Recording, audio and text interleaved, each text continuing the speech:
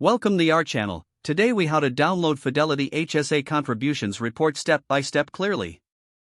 Open your web browser and go to the Fidelity website. Log into your Fidelity account using your username and password.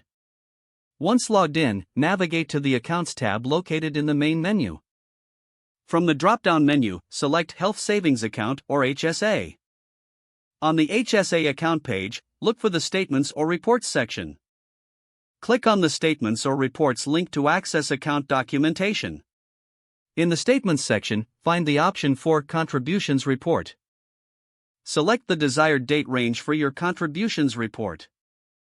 Click on the Download or Export button next to the Contributions Report option. Choose your preferred file format, such as PDF or Excel. Confirm your download by clicking OK or Download in the dialog box that appears.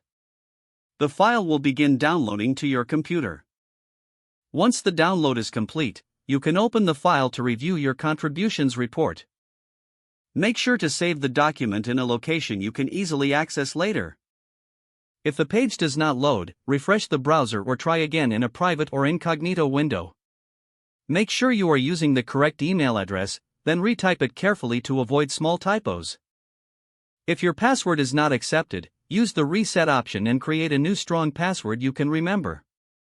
Check your spam folder for verification or security emails, then complete any requested confirmation steps.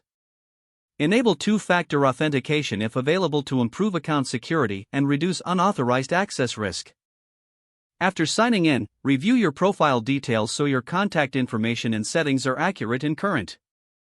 If you see an error message, note it down and try again after restarting your device and internet connection.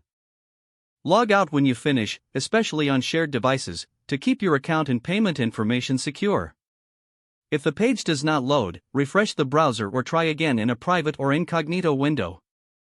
Make sure you are using the correct email address, then retype it carefully to avoid small typos.